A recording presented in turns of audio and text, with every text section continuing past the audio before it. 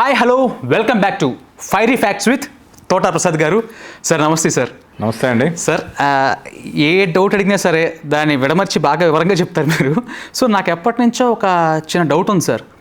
ఏదైనా ఆడియో ఫంక్షన్లో కనుక ఏదన్నా ఒక వర్డ్ నేను ఎక్కువ తరచూ వింటూ ఉంటా, out of the box concept అని. సో మధ్యలో ఏంటంటే ట్రెండ్ ఎలా అయిందంటే ప్రతి సినిమాకి ఆ టర్మ్ యూజ్ చేయడం జరిగింది చాలా సందర్భాల్లో. అయితే రివ్యూస్ చూస్తే మాత్రం రొటీన్ కాన్సెప్ట్ అనే మాటలు కూడా మనకు తరచూ వినబడుతూ ఉంటాయి.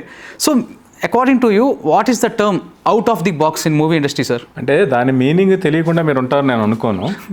యాక్చువల్గా చూస్తే ఏంటంటే అవుట్ ఆఫ్ ది బాక్స్ అంటే విభిన్నమైన, ఒక రెగ్యులర్ ఫార్మాట్లో లేనిది, దానికి రెగ్యులర్గా ఉండేదానికి భిన్నమైంది అనేసి ఒక అర్థం చెప్పుకోవచ్చు. అవును సార్. కానీ సినిమా ప్రమోషన్ భాగం కావచ్చు, లేదు నిజంగానే వాళ్ళు జెన్యున్గా వాళ్ళ సినిమా గురించి వాళ్ళ ప్రాజెక్ట్ గురించి నమ్మి అలా ఫీల్ అయ్యి చెప్తూ ఉండొచ్చు. కానీ నేనైతే టోటల్గా అవుట్ ఆఫ్ ది బాక్స్ అనే కాన్సెప్ట్నే నేను నమ్మను.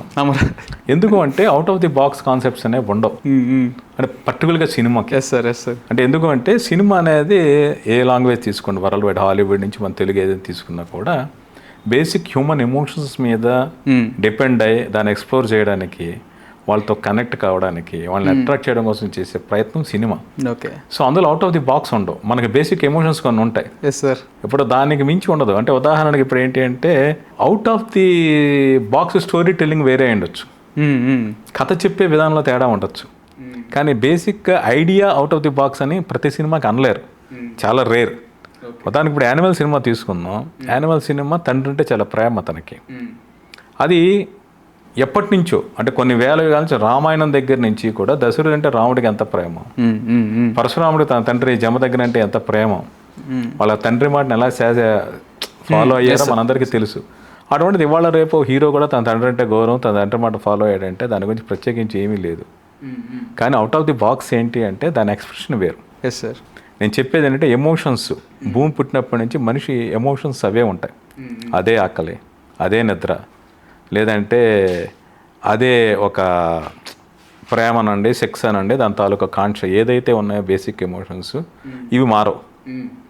అవి కొన్ని దక్కనప్పుడు మనిషికి నిరాశ కావచ్చు, లేదా కోపం రావచ్చు, అసూయ రావచ్చు, ద్వేషం రావచ్చు. ఈ బేసిక్ ఈ మూడు దక్కనప్పుడు మనిషికి కలిగే మిగిలిన బ్యాడ్ ఎమోషన్స్, బ్యాడ్ ఎలిమెంట్స్ వీటి మీదే కథలు ఉంటాయి.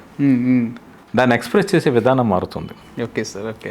ఇప్పుడు తండ్రి చూడగానే సిగరెట్ పడేసి కాళ్ళకి దండం పెట్టే ఒక ట్రెండ్ వేరు, తండ్రిని ఎదిరించి మాట్లాడుతూ తండ్రి మీద ప్రేమను వ్యక్తం చేయడం యానిమల్ కాన్సెప్ట్.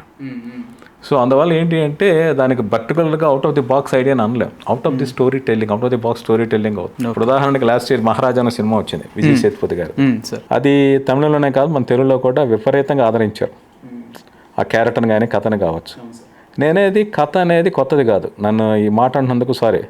ఇదివరకు ఎప్పుడో చాలా ఏళ్ల క్రితం అంటే 30 ఏళ్ల క్రితం కంకణం అనే సినిమా వచ్చింది. మమ్ముట్టి గారు, తిలకన్ వీళ్ళందరూ యాక్ట్ చేశారు. తెలుగులో కూడా 70 బ్లాక్ బస్టర్ అది. అదే కథని మోహన్ బాబు గారితో ఖైదీ గారు అనే సినిమా రీమేక్ చేశారు. అవును సార్. యా. కృష్ణరాజు గారు, మోహన్ బాబు గారు, ఇంకా రంగనాథ్ గారు ఉంటారు, సాయి ప్రకాష్ అనే కన్నడ డైరెక్టర్ డైరెక్ట్ చేశాడు ఆ సినిమా. అంటే ఒకళ్ళ బిడ్డని ఇంకోళ్ళ దగ్గర పెరుగుతూ ఉంటారు, ఆ బిడ్డ ఎవరో తెలియదు. ఇది కాన్సెప్ట్. కంకణ సినిమా కావచ్చు, ఖైదీ గారు కావచ్చు, ఇప్పుడు వచ్చిన మహారాజా కూడా కావచ్చు. నేను మహారాజా చూసి ఇన్స్పైర్ అయినది నా ఉద్దేశం కాదు. Okay sir. కానీ దాని స్టోరీ టెల్లింగ్ ఏం చేశారు, ఫ్లాష్ బ్యాక్ ప్రజెంట్ ప్యారల్గా నడుస్తూ ఉంటుంది. Yes sir. ఈ సినిమా అందరూ చూసేసి ఉంటారు కూడా మన పాయింట్ గురించి కూడా మాట్లాడు. ఆ బిడ్డ ఎవరో కాదు, అనురాగ్ కశ్యప్ కూతురు అనే విషయం క్లైమాక్స్లో తేలుతుంది. ఈ ట్విస్ట్కి జనం షాక్ అయ్యారు. ఇది out of the box idea కాదు, నేను out of the box story telling అవుతుంది. సో సినిమాల్లో అవుట్ ఆఫ్ ది బాక్స్గా మేము సినిమా చేసామని చెప్పేది కరెక్ట్ కాదని నా ఫీలింగ్. వాళ్ళు జెన్యున్గా ఫీల్ అయ్యి చెప్పండొచ్చు. ఇప్పుడు దానికి భిన్నమైనది ఎక్స్పెక్ట్ చేస్తారు. అంటే ఆడియన్స్కి ఏంటంటే వరుసగా ఒక ఫ్యామిలీ డ్రామాలు చూస్తున్నాం అనుకోండి, వాళ్ళకి సడన్గా ఒక యాక్షన్ సినిమా, వైలెన్స్ సినిమా చాలా థ్రిల్ కలిగిస్తుంది. అంటే ఒక 50 ఏళ్ల క్రితం తెలుగు సినిమా కావచ్చు, బాలీవుడ్ కావచ్చు, అన్ని ఫ్యామిలీ స్టోరీస్, ఫ్యామిలీ డ్రామాలు, ఫ్యామిలీ కాన్ఫ్లిక్ట్తో ఉన్నప్పుడు క్రైమ్ జోనర్ అనేది మనకు ఎంటర్ అయింది. క్రైమ్ అంటే స్పై థ్రిల్లర్స్ కావచ్చు, డిటెక్టివ్ ఇన్వెస్టిగేషన్స్ కావచ్చు, ఒక మర్డరు, విలను, వైలెన్స్ ఇలాంటి బ్యాక్డ్రాప్ల కథలు కావచ్చు, అవి అప్పుడు ట్రెండ్ సెటర్ అయింది. అంటే రెగ్యులర్గా వస్తున్న ఒక సినిమాని ఏదైతే బ్రేక్ చేస్తుందో అది అవుట్ ఆఫ్ ది బాక్స్ అవుతుంది. ఓకే. సో అది ఎంతోకాలం నిలవదు. అప్పుడు కృష్ణ గారు సూపర్ స్టార్ కావడం కారణం కూడా అదే, ఆ మారిన జోనర్. ఇప్పుడు రీసెంట్గా సంక్రాంతి సినిమా తీసుకుందాం. మనకి ఫ్యామిలీ ఎంటర్టైనర్స్ తక్కువ అయిపోయాయి. అందులో ఆల్ ఆఫ్ ఏ సడన్ వచ్చిన సంక్రాంతికి వస్తున్నాం అనే సినిమా వాళ్ళకి రిలీఫ్గా అనిపించింది. సో అంతవరకు ఉన్న సినిమాలకి భిన్నంగా ఏదైతే వస్తువు ఉందో దాన్ని ప్రేక్షకులు ఆదరించడానికి సిద్ధంగా ఉంటారు. ఈ సూక్ష్మాన్ని గ్రహించాలి తప్పితే అవుట్ ఆఫ్ ది బాక్స్ అని ఎక్స్పెరిమెంట్లు చేయలేని పరిస్థితి కాదు. నాకు వచ్చిన క్లారిటీ ఏంటంటే అవుట్ ఆఫ్ ది బాక్స్ అనే స్టోరీలు రొటీన్ స్టోరీలే. మనం ఎన్ని కథలు అంటే ఒకటి స్టోరీ కాదు, బేసిక్ ఎమోషన్స్ అవి, ఎక్స్ప్రెషన్ వేరు. ఎస్ సార్, ఎందుకంటే ఉన్న కథలనే మనం ఎంత విభిన్నంగా చెప్పాం స్క్రీన్ ప్లేలో. మీ మాటలు బట్టి నాకు అర్థమైంది అది. సో ఇప్పుడు జనరేషన్ తగ్గట్టు ఎలా చెప్తాం. Yes sir, exactly. ఈ క్వశ్చన్ అడగడానికి మెయిన్ కారణం ఇంకోటి ఏంటంటే సార్, గతంలో ఒక ట్రెండ్ సెట్టింగ్ మూవీస్ చూసుకుంటే కనుక రీసెంట్గా నేను అంటే మళ్ళీ చూడటం జరిగింది, శంకరాభరణం సినిమా చూడటం జరిగింది సార్. సో ఆ కథ చూసుకుంటే కనుక అంటే అప్పుడు వస్తున్న సినిమాలకి దీన్ని కంపేర్ చేస్తే కనుక నాకు ఆ కథ అవుట్ ఆఫ్ ది బాక్స్ అనిపించింది. సో నాకు అందుకనే ఆ క్వశ్చన్ మిమ్మల్ని అడగాలనిపించింది సార్. నాకు శంకరాభరణం నిజంగానే విభిన్నమైన సినిమా. 1980 ఫిబ్రవరిలో ఎప్పుడో వచ్చింది ఆ సినిమా సార్. అప్పుడు నేను చిన్నపిల్లవాడిని, బట్ సినిమా అప్పుడు చూసాను, తర్వాత సినిమా కానీ తెలుసుకుంటూ వచ్చాను నేను. సో అదే నిజంగానే out of the box. But ఏంటంటే ఎమోషన్ ఒకటే. ఓకే. ఇప్పుడు ఒక శిష్యుడు ఒక గురువుని ఆరాధించిన ఒక ఆవిడ, ఆ గురువు అవుట్డేటెడ్ అయిపోతే ఆ శిష్యురాలు తన బిడ్డను అతను వారసుడిగా చేసింది. ఇది బేసిక్ లైన్. దీనికి శాస్త్రీయ సంగీతం నేపథ్యం అయి ఉండొచ్చు, ఒక నృత్యం అయి ఉండొచ్చు, లేక ఆ అమ్మాయి మీద జరిగిన అత్యాచారం అయి ఉండొచ్చు, ఆ అమ్మాయి రహస్యంగా ఉండడం చేయడం అయి ఉండొచ్చు. ఇవన్నీ చెప్పిన నేపథ్యాలు వేరే ఉండొచ్చు, కానీ బేసిక్ ఎమోషన్ మాత్రం కొత్తది. అంటే ఆడియన్స్ తెలిసిందే. Okay sir, okay, got it. ఇప్పుడు తన తెలియకుండా తన బిడ్డలు వాళ్ళ దగ్గరికి పంపించి వాళ్ళ దగ్గర నేర్పించింది అని చెప్పేసి కొన్ని పురాణ కథలు అన్నీ ఉన్నాయి. సో అలాంటిదే. అంటే నేనైతే విశ్వనాథ్ గారికి ఎవరో చెప్పారు, అది నేను రైట్ రాంగ్ అని చెప్పలేను, కానీ ప్రతి ఒక్కళ్ళకు ఇన్స్పిరేషన్ అనేది ఉంటుంది. ఇన్స్పిరేషన్ లేకుండా ఒక ఇక్కడ శూన్యంలోంచి ఐడియా పట్టం. లైమ్ లైట్ అని చార్లీ చాప్లిన్ సినిమా. ఒక కళాకారుడు ఫేడ్ అవుట్ అయిపోయినప్పుడు ఓకే ఆ కళాకారుడు పడే స్ట్రగుల్ ఏంటంటే lime light Charlie Chaplin cinema. Okay sir. So అలాంటి దాని మీద దాని ఇన్స్పిరేషన్తో హిందీలో కూడా సినిమా వచ్చాయి, గురుదత్ వాళ్ళ చేసినవి. Okay okay. అలా ఒక కళాకారుడు అవుట్ అయిన కళాకారుడి జీవితం అనేది ఆయన ఇన్స్పైర్ చేసి ఉండొచ్చు. ఓకే. నేను ఏంటంటే శారద అని ఒక సినిమా ఉంది, శారద గారు శోభన్ బాబు గారు యాక్షన్ సినిమా, దానికి కె విశ్వనాథ్ గారు డైరెక్టర్. ఓకే. అప్పటి నుంచి ఆయన అంటే 72, 73 వచ్చిన సినిమా. అప్పటి నుంచి ఆయన శంకరాభరణం సినిమా కథను డిస్కస్ చేస్తున్నాడు విశ్వనాథ్ గారు. ఓకే. అంటే దాదాపు ఆ కథ సినిమాగా రూపొందడానికి మధ్యలో ఆయనకి 7-8 సంవత్సరాలు ఈజీగా పట్టుండొచ్చు. ఆయన మేధో మదనం జరిగి ఆలోచించి చివరికి ఒక ప్రొడ్యూసర్ దొరికి ఏడి నాగేశ్వరరావు గారు దొరకబట్టి ఆ సినిమా వచ్చింది. ప్రొడ్యూసర్ లేకపోతే సినిమా వచ్చేదే కాదు. సో అందువల్ల ఏంటంటే ఆయన చేసింది ఒక రంగా రిస్క్. యాక్చువల్ కృష్ణరాజు గారు క్యారెక్టర్ అడిగారట, ఆయన చేయలేదు. ఆ తర్వాత దేవి స్వామి గారిని సెలెక్ట్ చేసుకుని చేశారు. మంజు భార్గవ్ గారు అంతవరకు వ్యాంప్గా చేసేవారు ఆవిడ. సో ఆవిడ అని పెట్టుకుని ఒక క్యారెక్టర్లో పెట్టి చేయడం, ఇవన్నీ కూడా సినిమాని కొత్తగా జనం చూసేలా చేశాయి. నాకు వచ్చిన డౌట్ సార్ దీనిలో, నాకు 2017లో అంటే గ్రూప్ ఆఫ్ పీపుల్ దగ్గర ఒక సంథింగ్ లైక్ డిస్కషన్ జరిగింది సార్. అప్పుడు అర్జున్ రెడ్డి సినిమా రిలీజ్ అయింది. దాని తర్వాత దాని గురించి డిస్కషన్ జరుగుతా the boldest movie of Telugu industries Arjun Reddy అని చెప్పేసి ఎవరో వాళ్ళలో ఒక స్టూడెంట్ స్టేట్మెంట్ ఇచ్చాడు. సో దానిలో ఒక ప్రొఫెసర్ లేసి ఒక మాట అన్నాడు, సార్ మీరు అందరూ ఇది అనుకుంటున్నారు, బట్ నా విషయానికి వస్తే the boldest movie of Telugu industries Shankarabharanam అని చెప్పి ఆయన చెప్పడం జరిగింది. సార్ నిజంగా తర్వాత నాకు ఆ సెన్స్తో మూవీ చూసిన తర్వాత నాకు అర్థమైంది, అంటే ఆ టైంలో ఒక ట్రెండ్ నడుస్తుంది కదా సార్, హీరోయిన్ అంటే ఇది, హీరో అంటే అది అని చెప్పేసి. సో ఒక వ్యాంప్ క్యారెక్టర్ని తీసుకొచ్చేసి మళ్ళీ అక్కడ దానిలో ఒక సీన్ కూడా ఉంటుంది. సో ఇవన్నీ ఆ టైంలో చూసిన జనాలు ఎలా యాక్సెప్ట్ చేశారు సార్? అంటే నేను విన్నది ఏంటంటే యాక్సెప్ట్ చేయరు, చాలా గొడవలు అయిపోతాయి, ఇవన్నీ విన్నా నేను. అంటే ఇంకోటి చెప్తున్నాను, నిజం చెప్పాలంటే అప్పుడు ఆడియన్స్కి చాలా విశాల హృదయం. ఇప్పుడు ఏ చిన్న విషయమైనా మనోభావాలు దెబ్బతిన్నాయి అంటుంటారు సార్. ఓకేనండి. అంటే ఇప్పుడు కథ చెప్పడానికి ఒక నేపథ్యం అవసరం సార్. ఇప్పుడు ఒక అగ్రహారం, ఒక శాస్త్రీయ సంగీత విద్వాంసం చెప్పినప్పుడు ఇవాళ రేపు చిన్న మాట తూలినా ఏమైనా కూడా ఆ కులానికి కించపరిచారు, వర్గానికి కించపరిచారు, లేక వాళ్ళని ఎలా అన్నారు, ఇలా చేశారు, ట్రెడిషన్ అనేసి మాట్లాడుతూ ఉన్నారు. అంటే ఒక కథ చెప్పడానికి ఒక నేపథ్యం అవసరం. ఇప్పుడు ఒక క్యారెక్టర్ని గొప్పగా చూపించడం, ఒక క్యారెక్టర్ని చెడ్డగా చూపించడం మొత్తం కులానికో జాతికో వర్గానికి సంబంధించిన మ్యాటర్ కాదు. ఆ పాత్ర చెప్పడానికి ఆ దర్శకుడు రచయిత అనుకున్న విధానం అది. దాని ఇవాళ రేపేంటే ప్రతిదీ తప్పుడుతున్నారు. అందువల్ల ఏంటి అంటే ఆర్టిఫిషియల్ క్యారెక్టర్సే వస్తున్నాయి. ఇప్పుడు ఒక చెప్పులు కుట్టేవాడు క్యారెక్టర్ చెప్పినప్పుడు చెప్పులు కూడా అతని కులం గురించో అతని బ్యాక్గ్రౌండ్ నేపథ్యం గురించి చెప్పకుండా ఎలా సినిమా తీయగలరు? ఒక గుడి పూజారి గురించి చెప్పినప్పుడు నేపథ్యం గురించి చెప్పకుండా ఎలా చేయగలరు? రకరకాలు జరుగుతాయి. ఇది ఆడియన్స్కి చాలా విశాల దృక్పథం ఉంది. 80sకి పోలిస్తే ఇప్పుడు 2025 పోలిస్తే చాలా న్యాచురల్గా సినిమాని సినిమాగా చూసేవాళ్ళు. అందువల్ల అలా చెప్పగలిగారు. ఇది మొదటి పాయింట్. రెండో పాయింట్ ఏంటంటే చాలామందికి తెలియని ఇప్పుడు మీరు బోల్డెస్ట్ ఫిల్మ్ అన్నారు. బోల్డెస్ట్ ఫిల్మ్ సందీప్ రెడ్డి వంగ ఈ జనరేషన్కి షాక్ ఇచ్చాడు. కానీ ఈ పాయింట్ దేవదాస్కి దీనికి పెద్ద తేడా లేదు. మీరు కరెక్ట్గా అబ్జర్వ్ చేస్తే ఒకడు ఒక అమ్మాయిని ప్రేమించాడు, అమ్మాయి తగలైనా అప్పట్లో ఆల్కహాలిక్ అయ్యాడు, ఇప్పుడు డ్రగ్ అడిక్ట్ అయ్యాడు. ఇంకొక అమ్మాయి దొరికినా కూడా అమ్మాయితో తన ప్రేమను పొందలేకపోయాడు. దేవదాస్ సినిమాలో చంద్రముఖి ప్రేమను పొందలేడు దేవదాసు. ఇక్కడ ఇంకొక అమ్మాయితో సెక్స్ చేయడానికి ప్రయత్నించినా కూడా ఇతనికి ఆ కోరిక కలగదు. ఇప్పుడు నాకు ఆ అమ్మాయి మీద ప్రేమ కలగలేదు అని చెప్పడానికి, నాకు ఆ అమ్మాయి మీద కోరిక కలగని చెప్పడానికి తేడా ఉంది. ఆ కోరిక కలగని చెప్పడం బోల్డ్గా ఫీల్ అవుతున్నారు. ఆ మాటకు వస్తే ఇవాళ సందీప్ రెడ్డి వంగ గారు చేశారు అంటే నిజంగానే బోల్డ్ అటం. బట్ అంతమంది తెలుగులో బాలచంద్ర గారు, ఆయన తమిళ దర్శన తెలుగు దర్శకుడి కింద మనం బాగా భావిస్తుంటారు. ఆయన ఎన్ని కథలు ఎన్ని సినిమాలు చెప్పారు. ఆయన జీవితరంగం కావచ్చు, అంతులేని కథ కావచ్చు, అక్టోబర్ 2 కావచ్చు, ఆయన ఎన్ని చెప్పారు. దాసనారాయణ గారు ఎన్ని చెప్పారు, విశ్వనాథ్ గారు ఎన్ని చెప్పారు. సో అప్పటి దర్శకులు రచయితలు చాలా బోల్డ్గా కథలు చెప్పారు. అంటే అప్పుడున్న సమాజ సాంప్రదాయాలకి అభిప్రాయాలకి విరుద్ధమైన కథలు ఎన్నో చెప్పుకుంటూ వచ్చారు వాళ్ళు. అందువల్ల బోల్డ్ అనేది ఎప్పుడు చెప్తూ వచ్చారు. ఆడియన్స్ యాక్సెప్ట్ చేసేదని మనకు తెలుస్తూ ఉంటుంది. ఇది ఫస్ట్ పాయింట్.